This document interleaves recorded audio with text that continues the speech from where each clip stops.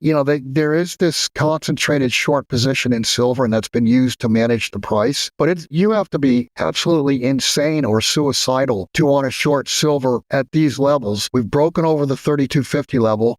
There's really nothing technically between here and 50. 50 breaks, and then there is no technical area to stop it, and it's a crowded trade. I mean, it is a concentrated short that at some point in time has got to be covered. Do they really believe they're going to be able to cover it at 25 or 20 or 15? No, they're going to be forced to cover. And it could be, you could wake up, we'll go through a period of time where you see silver move $1, $2 a day, and then you're going to see $5 and $10 moves. Then all of a sudden you're going to start seeing $50 and $100 moves. And I'm talking about silver now. After experiencing a decline of over 10% during December 2023, January 2024, and February 2024, silver rebounded strongly, surging by more than 34% between March and May 2024.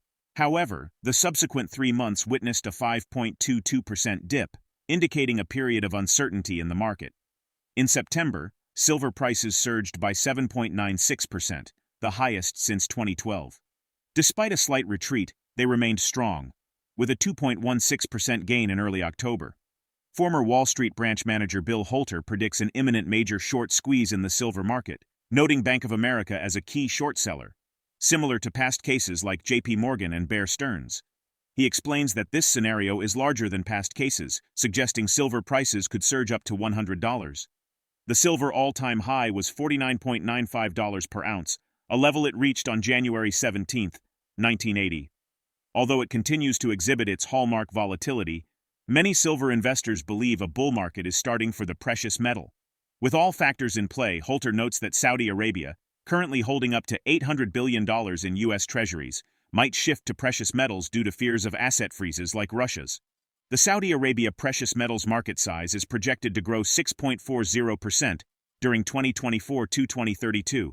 The global economic uncertainty, the inflation hedge, the increasing industrial demand, the rising middle-class wealth, the growing demand for renewable energy technologies, the rapid technological advancements, and the escalating focus on environmental sustainability and ethical sourcing practices are some of the factors propelling the market.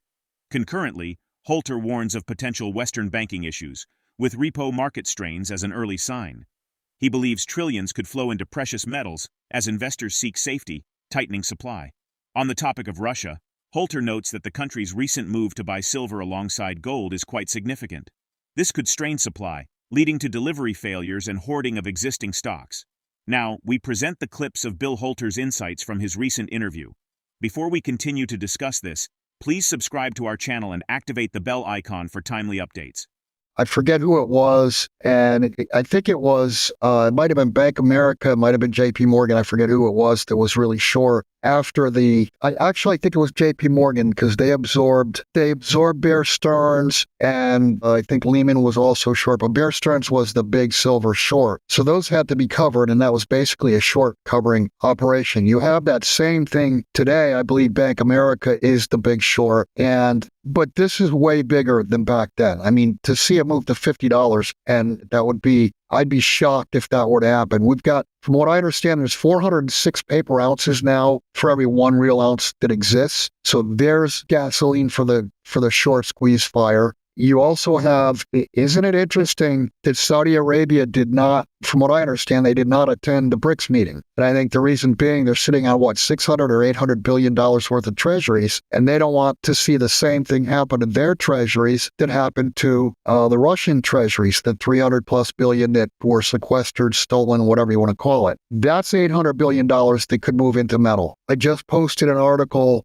yesterday or the day before showing the amount of the volume on the Shanghai exchange. The volume has just exploded in the last month or two. And if you're not familiar with the thought process of the Chinese, I'll just say that there is no gold bull market like a Chinese gold bull market. They are speculators at heart, and they will chase price. So there's another can of gasoline.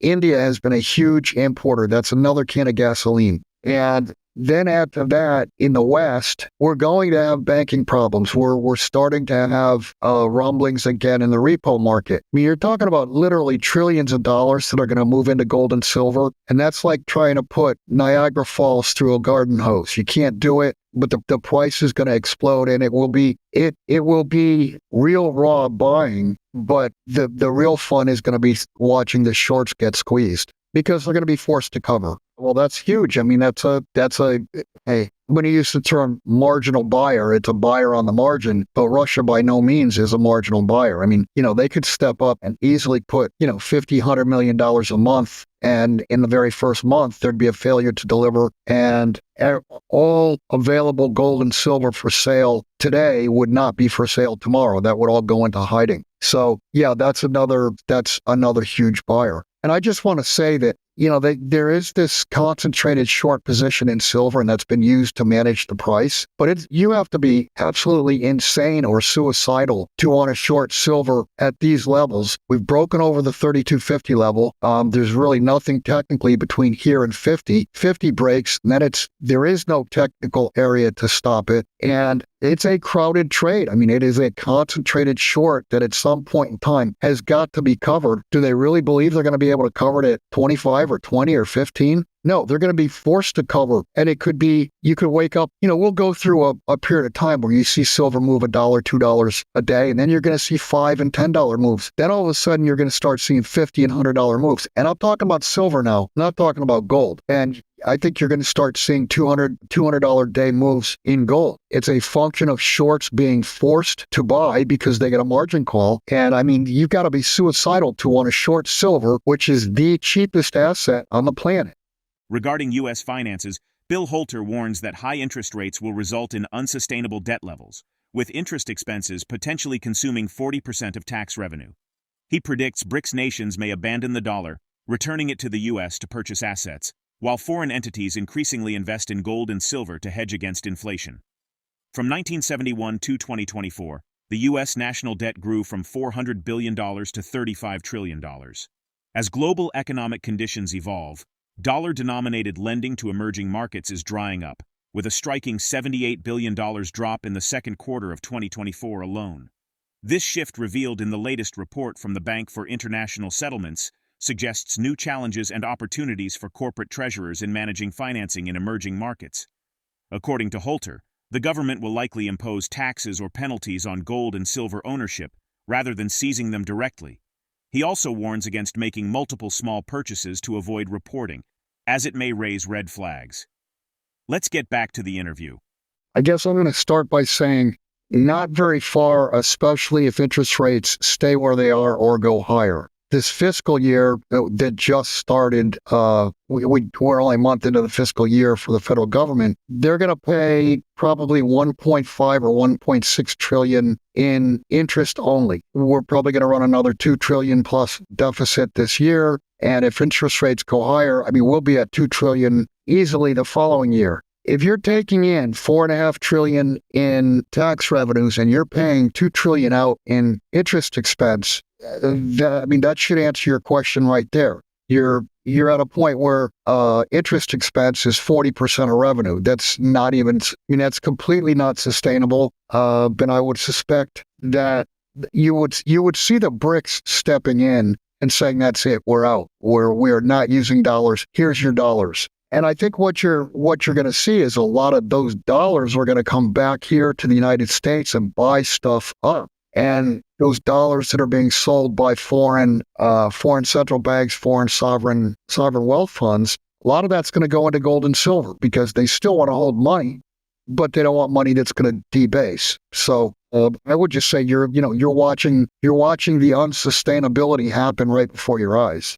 I wouldn't be too concerned about it because even if the government knows that you bought X amount of gold and X amount of silver, there's no way they're ever going to go door to door because the very first day they did that, there would be 1,000 deaths. I mean, a lot of people who have bought gold or bought silver, they own guns. They have lead. So I don't think there will ever be a day where they go door to door. It'd be more likely that they pass a law saying either with a huge tax on the back end or they make it illegal and there's a fine and a jail time or whatever if you're caught with it. But just like in 1933, a lot of people held on to that metal and it's still within families almost 100 years later. One thing not to do, and I've had probably a half a dozen or more people just in the last 6 months to a year ask me, okay, well, I want to buy $100,000 in metal, but I'm going to do it in 11 transactions so that every transaction's under $10,000. And no, you don't want to do that. That on its own raises a red flag. It looks like you're trying to launder money. Just do it with a check, do it with a wire. I mean, if you think that the government doesn't see an $8,000 check versus a $10,000 check, they basically see everything. And if they see 11 transactions all under $10,000, they're going to look into you and, they will see each transaction. So don't do that. There's no need to do that. And if you do that, it's maybe creating problems for yourself. While silver has neared $50 multiple times, including its all-time high, it's anyone's guess whether it will reach those heights again. Many commentators say prospects are bright for silver, and investors will no doubt be watching to see how the metal fares. Given the potential for a silver short squeeze, how can investors position themselves to capitalize on the upcoming market changes? Drop your thoughts in the comment section below. If you find this video informative, don't forget to support our channel and turn on notifications to stay informed about our latest videos. See you in the next video.